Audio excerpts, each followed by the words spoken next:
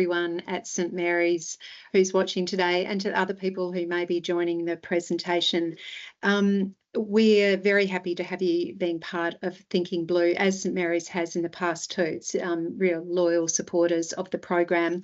Our guest presenter today is Dr. Luciana Ferreira, who is a research scientist at AIMS, that's the Australian Institute of Marine Science. Luciana completed an undergraduate and master's degree in oceanography in Brazil, and then she moved to Perth in 2012 and did a PhD at the University of Western Australia. She's always loved marine animals, especially sharks and whales, and this is probably an example of hold on to those passions that you have, because it could become your career. And because over the years she has worked with those animals and other animals too, such as sea turtles. So Luciana's main research interests are in the movement and spatial use of threatened species and how they overlap with potential threats to inform management and conservation. So I feel very lucky that we can listen to her today, watch her presentation and learn from her amazing expertise. So thank you for being part of it, and thank you so much, Luciana, for joining us, and I'll hand over to you now. Great, thanks Cecile, and thanks everyone for having me, and I will share my screen now. Hopefully everything will be all right. And you should be seeing the screen and presentation. Just hands up, just okay. Is it there? Yep. Okay, cool. So yeah, thanks Cecile for the introduction. I am going to talk a little bit about myself. I know that you all will be coming to the point in your life where you're gonna choose what you want to do. So in my case, I was born in Brazil and I did a bachelor degree in oceanography. In Brazil, it's a bit different how we're set up. We can't do honors like in Australia, but I could write a dissertation, and I did that on a small electric ray, and I looked at what the ray was eating and describing that. I always had a passion to work with live animals, and for my bachelor degree, I had to work with animals that came from fisheries. So then for my master's degree, I moved to another place in Brazil and was able to study the movement of these cute little guys, the nurse sharks. They are a resident species, and we were comparing how these resident sharks were moving in an area where we also had lots of other sharks that were migratory. And then I finally moved to Perth to do my PhD at UWA, and I got to work with some really cool animals, the tiger sharks. They are just amazing animals. They're really large and they travel a lot. So I could do a lot of using some tagging technology to study the movement. And that sounds really cool, but a point that I like to make, that if you're working in marine science, your life is not always glamorous. In my case, I worked a lot with sharks in my life, so there was a lot of work from fishing boats, dealing with smelly bait, looking at stomach contents of animals that came from fishing, from fisheries. Tagging sounds really cool, but it's really hard. You can see here me halfway close to the water and the shark trying to deploy a tag. And if you're working with some animals like turtles, you are spending days and nights walking around sandy beaches and carrying really heavy gear. And also most of the time I spend in front of my computer analyzing data. So there is this side of the reality of a marine scientist. But we do love what we do. I got very lucky that I can work with such a range of marine megafauna. And megafauna, we consider all those larger animals, marine animals. A focus that we have at AIMS and the team that I work in is to work with the threatened and migratory species, and that's because AIMS is research our goal is to inform the sustainable development of marine systems. So what we try to do is collect data and generate information that is important for their conservation and management. And here's some of the species I've worked with, from whale sharks to turtles, whales, and sea lions. So today I'm here to talk about cetaceans. So what are cetaceans? I think you guys probably already know that, but cetaceans are those marine mammals that are commonly known as whales, dolphins, and porpoises. There are about 93 species of cetaceans that are currently identified in the world. They all breathe air, they give birth to live young, they produce milk, and they have hair. All those are features from mammals. Because they are mammals that they evolved from terrestrial animals back into the water, the amount of hair they have is reduced because hair is not a good it's not good for swimming. It produces drag, and it doesn't help keep your heat when you're wet in water. So the amount of hair those marine mammals have is quite reduced. Also, what's interesting is because they evolved from land animals. Let me just see if I can do here. Land animals like an elephant, for example, we live in a vertical plane. We grow upwards. That means that for these marine animals, when they swim, their tail beat is also in an upward movement, in the vertical movement, where sharks and fish will swim undulating their body on a horizontal movement. So that's a big difference for cetaceans and marine mammals. There are two types of cetaceans, the toothed whales or Odontocetes, and the baleen whales. And the biggest difference between them, you can see in this photo. Toothed whales have teeth, and baleen whales have the mysticets, these modified plaques. So they don't have teeth. So we'll talk a little bit about each of them. So the toothed whales are your dolphins, your porpoises, and some other larger whales like the sperm whales and the orcas. And because they have teeth, their prey are usually fish, squid, and in the case of the orcas or even other marine mammals and large preys, orcas are known to predate on white sharks, for example. They also use echolocation. So the toothed whales have this part in their head called the melon, and the melon produces sound waves.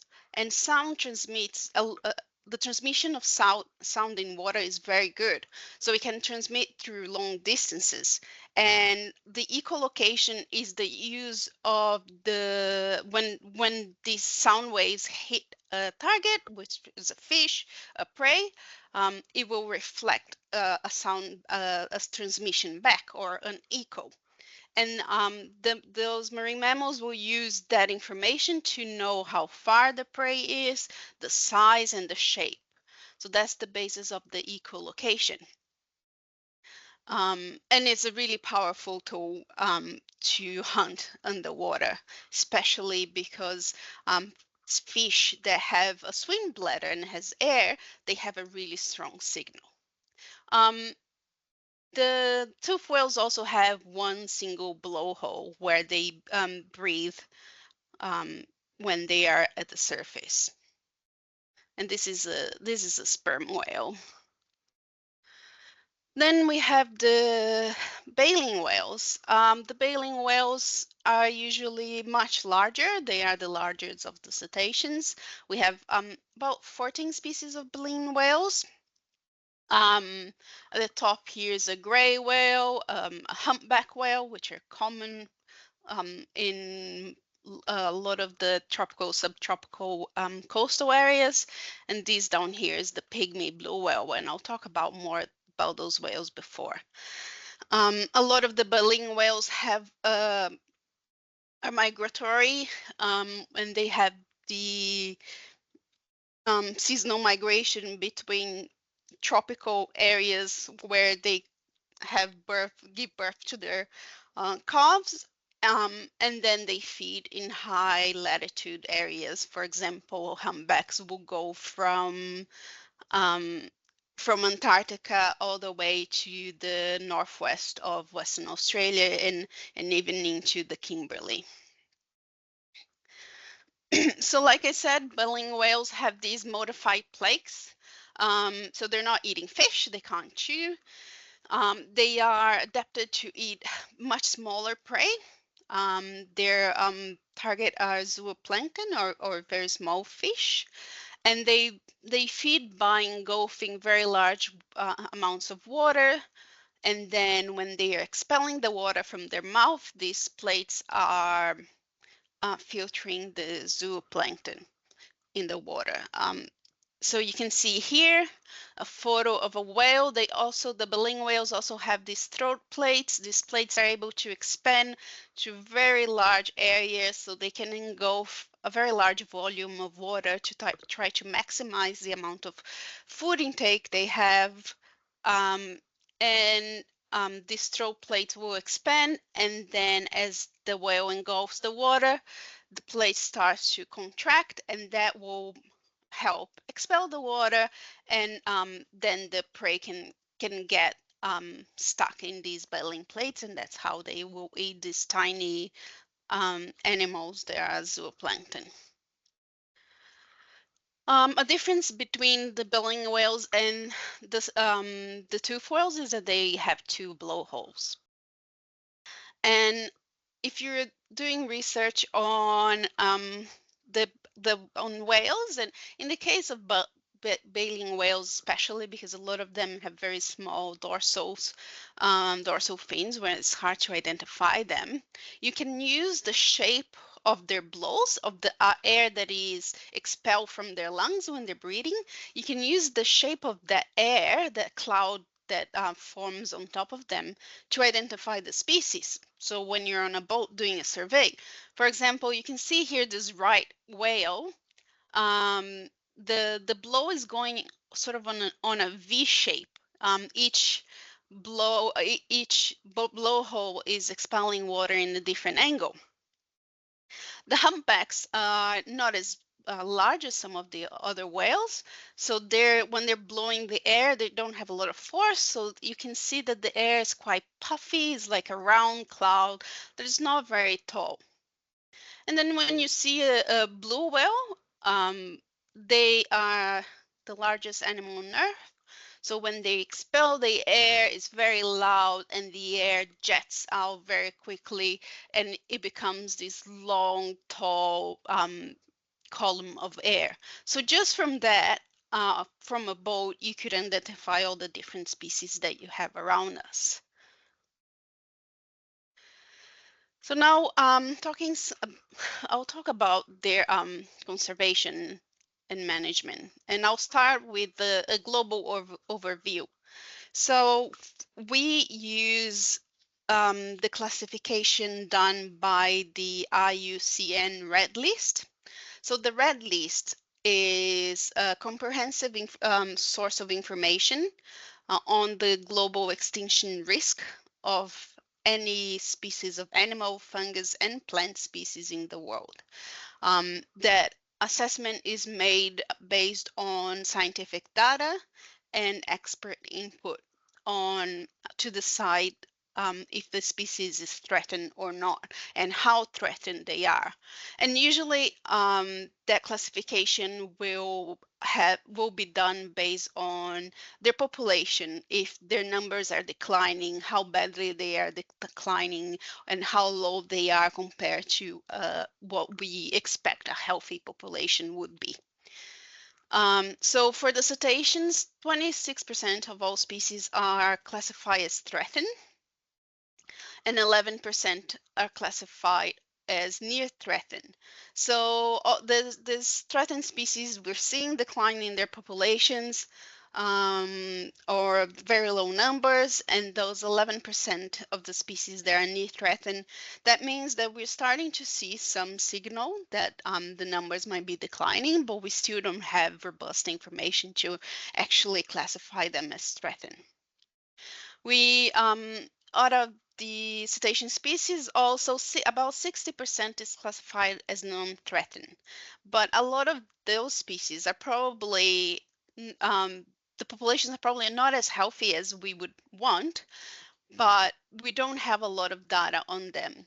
And that's because cetaceans can live in offshore areas and in rivers. So when they're near the coast, we can, monitor them. But for the species that live all their life very far in the open ocean, it's very hard to get data from on their population size and their ecology. So a lot of this comes from us not having enough data. But a lot of the population, especially for the large baleen whales, the reason they are threatened today is because they weren't able to recover from commercial whaling that happened over centuries. So a lot of the large whales were targeted by and hunted by whales. There's an estimate that about 30 million whales died in the 1900s due to whaling, to the whaling industry, and even before that in the 1800s and 1700s, where they had sail powered vessels, they still were taking 500,000 sperm whales globally. Then so you can see how that would affect the population of some of these species. These large marine mammals, they don't grow very fast. They take a long time to mature, to have to give birth and to be reproductive active. And then when they do have cubs, the cubs spend, some considerable amount of time with their mom. They're not independent very quickly. So hunting those animals really impacted how their population is. And the numbers of a lot of them are low, but some of them only now we're seeing some increases, just like the humpbacks. Well, then in 46, the International Whaling Commission was formed, and that was to regulate the whaling. And finally, only 1986, whaling was stopped globally. So it's been it hasn't been that long, right? That we stopped whaling completely. Nowadays, hunting for whales is illegal globally, and only 3 nations allow baleen whales to be hunted, and those are Japan, Iceland, and Norway. In the case of Iceland or Norway, they believe that they have the right to hunt whales, and so they still allow it. And in Japan, they often mask that commercial whaling under the scientific banner, saying they are collecting whales for research, even though we know that that's not the case. And despite having being illegal in most countries, or in all countries except 3, whales are still hunted illegally. And not just the large baleen whales, but some dolphins and smaller whales are hunted for people to eat their meat and utilize their body parts. So that's still happening, and that's a threat to them. Cetaceans are also threatened by interaction with fisheries, and that includes being accidentally captured on a net, for example, but also getting entangled in fishing gear. You can see here in this animation some of the example of threats to cetaceans. And you sometimes will hear cases of, for example, humpback whales during their migration along the WA coast. They will be seen dragging, stuff around them. And usually that comes from pots, the crab, for fishing crab, They fish crab in the same areas that these whales are migrating through the coast, so they get stuck and they end up dragging pots and buoys and ropes around them. So that's a big issue for cetaceans, especially for the coastal ones. In general, pollution of our seas is a problem as well for them, like plastic pollution and getting tangled in that in plastics and debris, and also eating them accidentally when they are trying to filter for plankton or eat fish. The degradation of their habitat of the ocean in general, or especially for those coastal species or species that live in river, that's where a lot of the human population is living. So the overlap is quite large, and we can see that the habitat they depend on is degraded, but also loss of food from overfishing. That is a big problem for cetaceans and most marine animals. Another issue is that the ocean is no longer a quiet area. Whales, cetaceans, and marine animals, they live in a very noisy environment nowadays. And that noise comes from ships, from exploration, so mining of the ocean. Anything that you put in the water will create noise that will affect these animals. And if you think in the case of the toothed whales that rely on noise to hunt, we still don't understand how that affect them, but it's safe to say that it's probably at some levels of artificial noise from human activities might affect these animals when they're trying to use echolocation to find their prey. Another big issue, and these are mammals, they need to come to the surface to rest. A lot of them dive very deep, so when they come back from a dive, they need to be at the surface resting and breathing, taking a good amount of oxygen. So they are also at risk from strikes from vessels. And a very large vessel moving quickly will not see a whale. They will, they don't have the capability to swerve. So that's a risk to them, including and also diseases and climate change.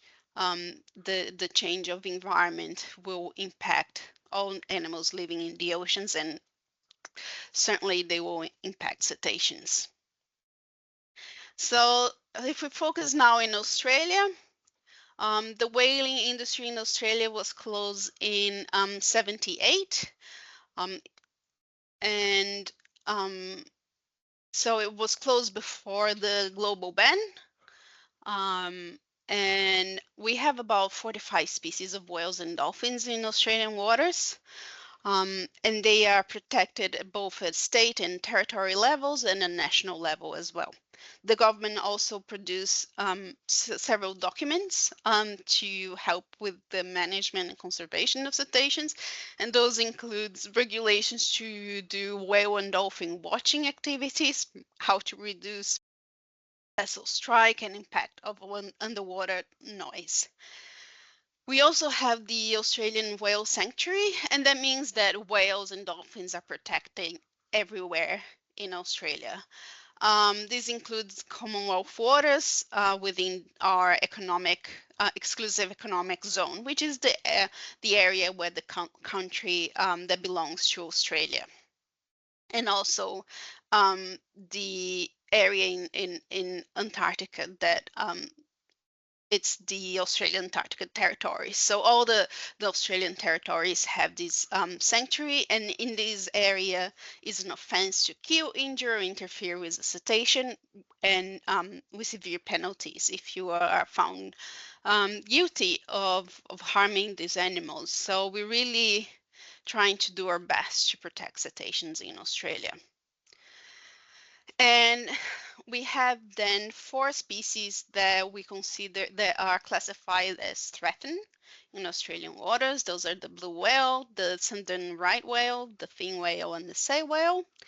And we also have another classification that is species listed as migratory. So that classification is so we can match with how some migratory animals are classified and protected globally. So some animals that are highly migratory and are likely to cross countries' boundaries, they have their own special protection. Um, because they can be safe here in Australia, but if they migrate somewhere else, they wouldn't be safe. So there is a global protection for these highly migratory species, and that's recognized in Australia. In Australia, we have what we call the PBC Act, where it regulates the action of anyone that any activity that might impact on any of their threatened and migratory species. So that means that anything that happens that might, any activity that happens that might impact these animals need to be assessed and needs to be mitigated as well. I also think it's a good idea for me to talk a little bit about my research. Like I said before, we at AIMS focus on producing data and information that can inform management and conservation of threatened species. So I'll talk a little bit about some of our research on pygmy blue whales. So the name pygmy blue whales is very deceiving. You might know that blue whale is the largest animal to have ever lived on Earth. The pygmy blue whales are not pygmy and they're not small. So pygmy blue whales can grow up to 24 to 27 meters, whereas the blue whale will grow up to 30 meters. So they're not that much smaller. They have, however, some differences in their ecology, and that's why they are considered a subspecies of the blue whale.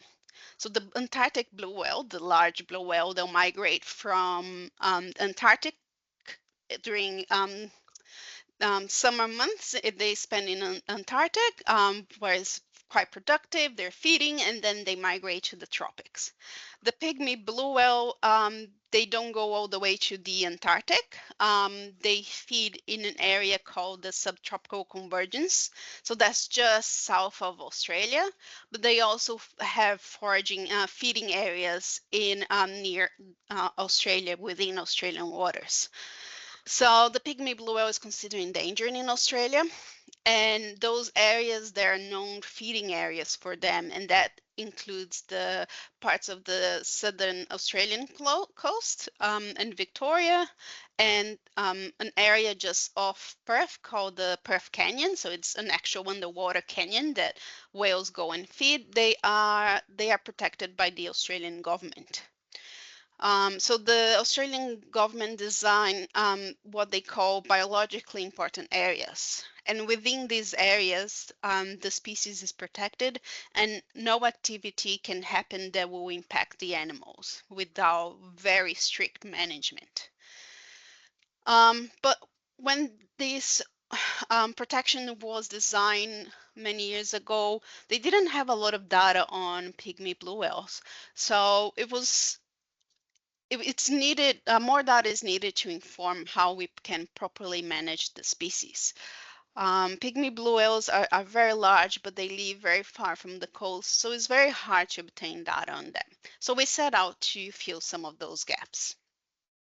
We did that by using some tags, electronic tags, on these animals. These tags are very small compared to the large whale, and we tagged them around the WA coast, at Perth Canyon and Ningaloo Reef.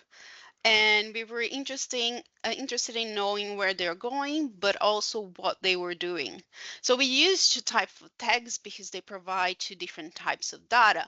One will tell us where the whale is going, and the other will give us information of their diving and also their level of activity. And from that, we can understand what they're doing while they're moving and what they're doing in different areas of their distribution. So this is a video of the tagging. This is a perfect day. This doesn't happen very often. We use a modified tranquilizer gun, and you can see now, and that's the size of the tag on a 20-meter whale. You can barely see the tag. The whale also doesn't react because it doesn't even feel that it's being tagged. You can see there again. I wish that every day was as calm as that video, because that's not the case. So we were able to tag many whales. I think we're up to 26 now. When we started 5-6 years ago, there had only been a handful of whales tagged. So we're slowly increasing the numbers and collecting that information. And what we see from our tagging data, you can see here an animation of the whale tracks. So after we tag them when they were at their feeding locations, and then you can see they're moving to the tropical areas during summer. So we can see from the tracking data, we tag them around April and May in Perth Canyon and Ningaloo region. And as the year goes by, they move north and they spend our winter, in the Banda Sea region, the tropical region, and they move back at the end, about September, October, November. They start moving down the coast again, and they can go all the way to southern Australia, or they go to the subtropical convergence. So we start having a better idea of their distribution. So originally, this data show us first that once they hit Ningaloo, the whales they tend to move away from Australia, and they just go almost in a straight line all the way to the tropics, to the Banda Sea. That is their final destination, and it's where we believe they have their calves. But that is actually not proven. This area is very remote. We don't have a lot of information about them there. So this is definitely a gap that we still need to fill. And with this tracking data, then we can start understanding what are the most important areas used by the whales. And that's because the tracking data gives us information of where they are and how much time they're spending in a place. So if you look at this map here on the left, if you just pay attention to the red polygons and the green, so these green areas are the areas that the government had set as possible feeding areas for pygmy blue whales where they're protected. And what we set out to do is to see how well that was matching with the new data that we're collecting. And if you can see that our red polygons extend from an area much larger than the currently area that the government is protecting. So it really helped. This data is helping the government now that they are revising these to have a better idea what areas should be protected, and that's definitely going to will inform them when they're designing their new biologically important areas for foraging of pygmy blue whales. We also can assess how potential impacts of the human activities in Australian waters to whales, and in this case we combine pygmy blue whales, and pygmy blue whales are those little lines going away from the shore, from the coast, and we also we're looking at humpback whales. So humpback whales are coastal species. You can see here they stay very close to the Australian coastline. So we use tagging data to look at how the species were distributed, what areas they were using.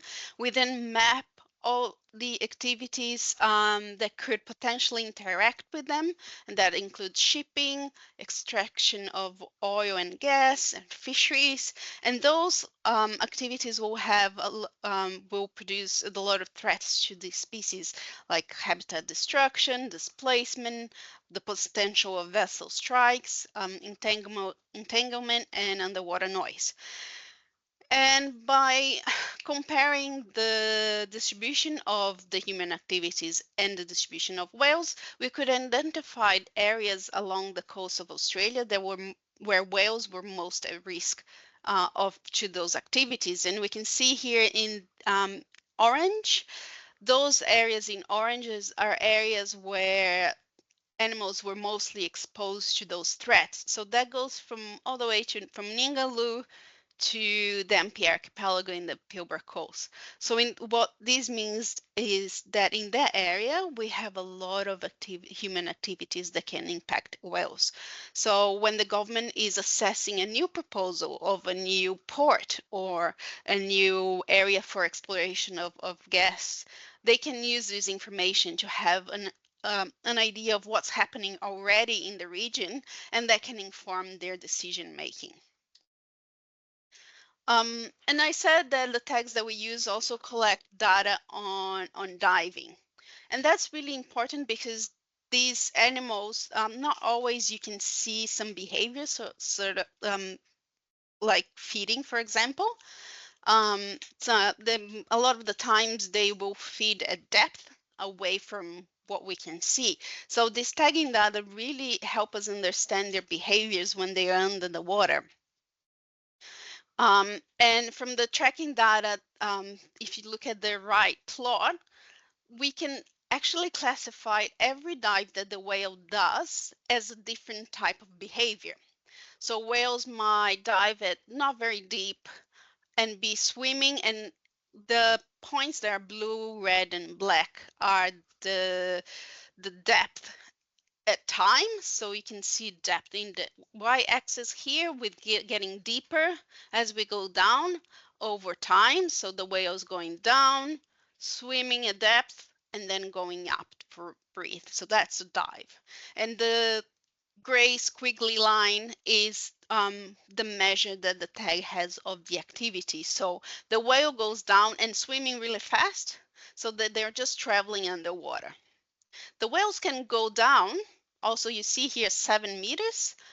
They can go down and just simply stay there, and that's them resting. Instead of resting at the surface, they're resting at 7 meters deep, and then they go for a breath. There are other types of dives, but a really important one is the feeding dive.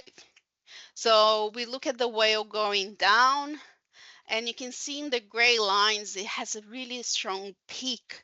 So it's really getting really active. The whale is probably chasing or getting ready to engulf the water. And what happens when these whales open their mouths and they engulf these large volume of water is that they basically come to a stop. They can't swim. Their mouth is so expanded, they have so much volume that they just stop.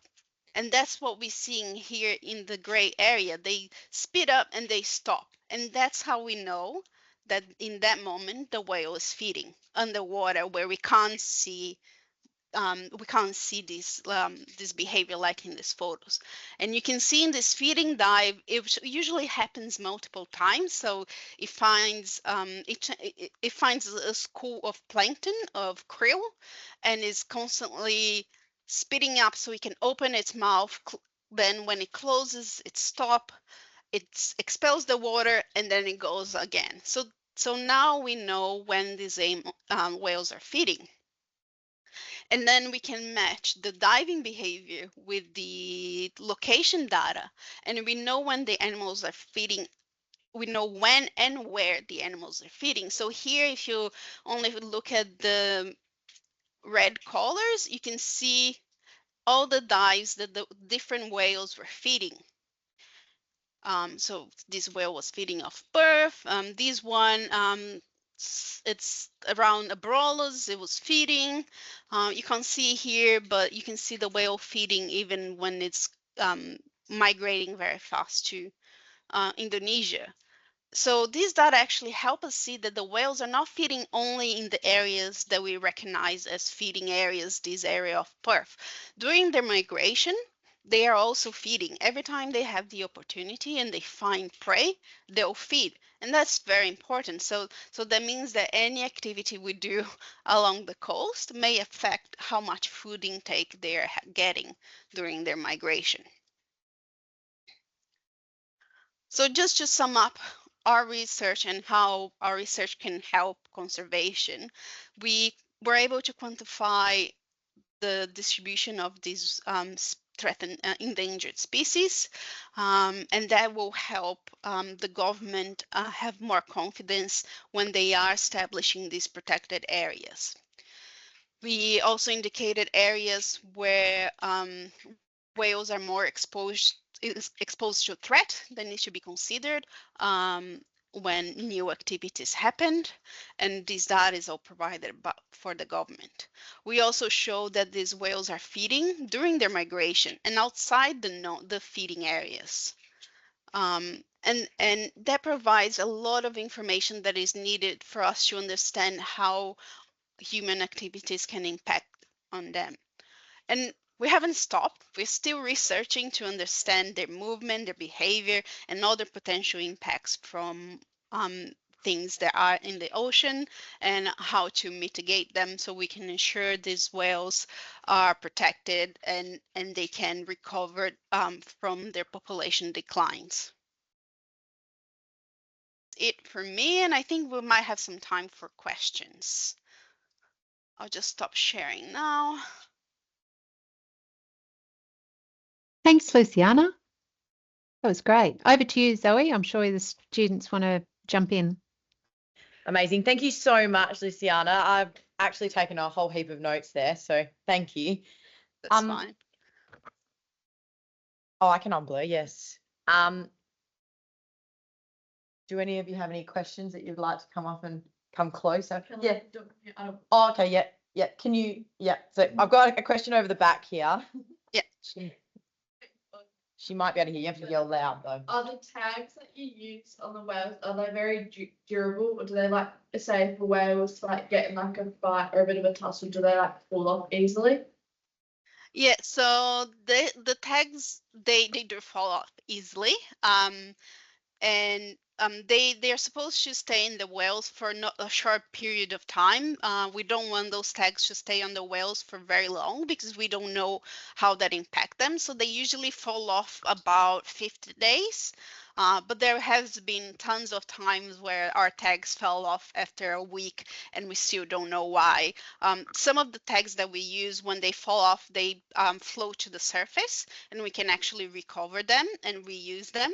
And there's been a few cases where we were able to find the tags in the middle of a remote beach, but not all of them. So once they fall, they're lost. But any data we get from them is super valuable. Go, Annie. We learnt about these drones that are used with a bit of a petri dish that connect like that collect the whale snot. Have you guys ever done that or thought about doing that? We have thought about doing that. We haven't done that yet.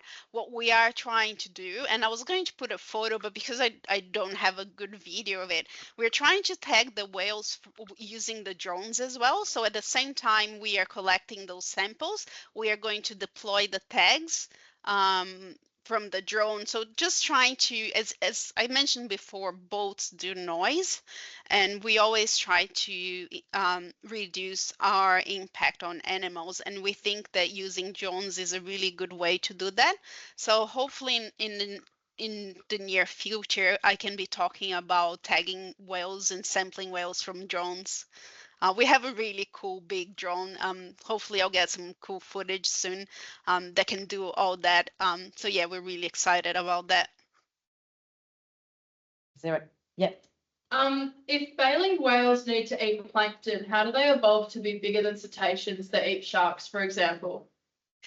And that's because of the energy cycle. So as when you're consuming low down in the food chain, you can actually transfer more energy from your prey than a predator can, that it's eating a fish. So they engulf, they modify their mouth to engulf really large volumes of prey.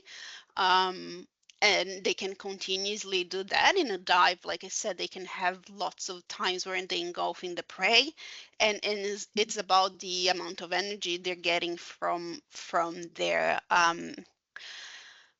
food. And if you think in terrestrial world, the herbivores are really large as well. So your elephant is really large. It's larger than a cheetah or than a lion. And that's because the amount of energy a predator can have from eating a zebra is not as efficient as it is for eating down the food chain in eating. Yeah, so that's the main reason. That's the main reason why whale sharks are so bigger than a lot of other sharks as well. That's the same concept. You have any other questions? Yeah. Yeah, go. So you said you're trying to reduce like the noise and impact that you have on whales. So does that mean you use like a small boat, say with like an outboard motor? So does that mean like if you do use those type of boats, like does it make it very uncomfortable for you guys working on a boat? Yeah, so we definitely use small boats because you have to be fast to approach the whale. So there is about 5 seconds between the whale having a breath and going back on the water. So we have this amount of time to tag them. So we have to be fast and approach them. And it has to be easy to maneuver. So a big boat will never be able to maneuver that easily. So we do use a small boat. It's not very comfortable. The weather is never as good as I showed in the video. But obviously these boats are noisy, and as researchers we're always trying to reduce our own impact. So we do look at ways to do that, and that's why we're developing the drone technology. Obviously this is not a large impact. We approach a whale, we tag them, and we let them go, and that's it. And you can see by that video, the whale was tagged and didn't react. So there is ways that we do that without having long-term impacts in the animals, because we know how noisy their world is right now. Yeah, go ahead. Can you tag the whales like anywhere you like, or like is there like a specific place for like the whale to be tagged that is like better? Yeah, there is a specific place. You can see the video, a lot of the body didn't come out of the water as it was breathing. So we need to be in that really sweet spot where it is the highest above the water that can be. The tags that we use, they need to connect to satellites to transmit data, and they need to be out of the water to do that. So there is a few centimeters of space in their back that we have that is the good spot to put the tag. So yeah, it's not just anywhere. Yeah, yeah, go.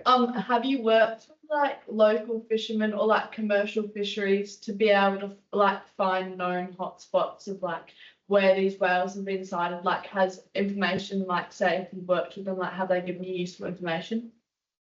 They can definitely do it, not just fishermen, but everyone along the coast. And with the coastal species like the humpbacks, the information that even people spotting whales, it's a very good base of information to understand where they are. In the case of pygmy blue whales, is a bit different, unless there is one area in South Australia where you might be able to see them close to the shore, and sometimes down in Geograph Bay you can see them, but most of their life they spend very deep, very far from shore, so we can't really use that sort of information. But for other species, definitely it's really good.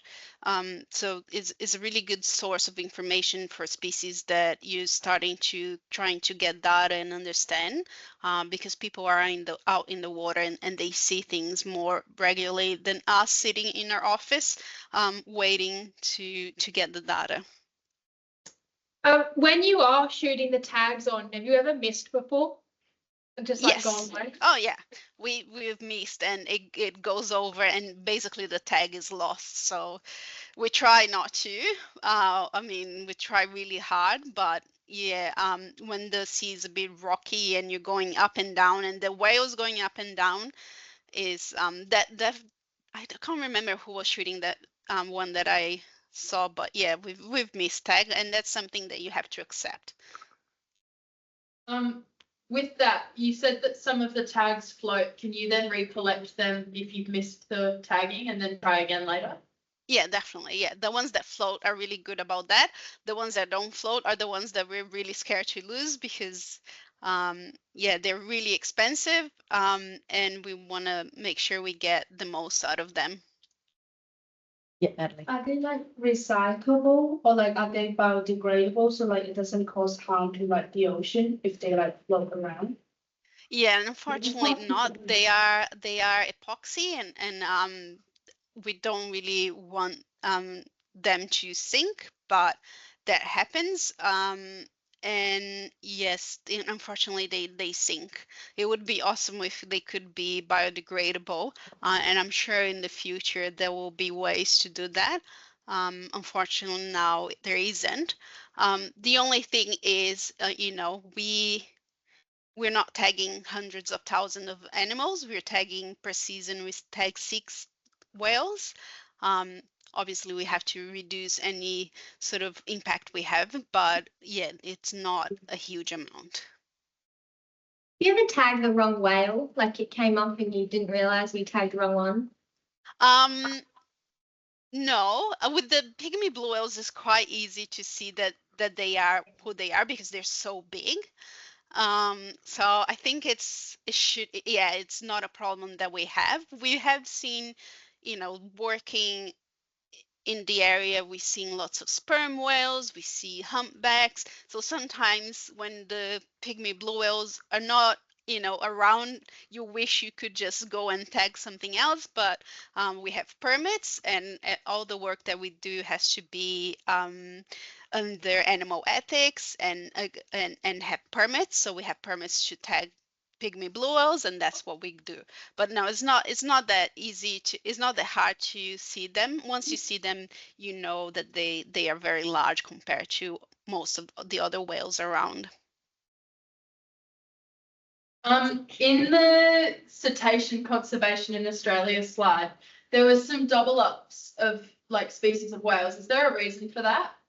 I think there was a double up for the pygmy blue. Some species can be classified as endangered and as migratory. So that means that they are in danger in Australian waters, but they are also migratory. So they are also protected because they move outside of Australia. So they can have both classification by the Australian government because they're supposed to be separate. The migratory is to reflect with their global protection as migratory species. Amazing. We done for questions? Yeah. I just want to say a huge thank you, Luciana. I have learned something new, and I'm sure that the girls with all of their questions have learned something new. We really appreciate you taking the time out of your day today to speak to our class.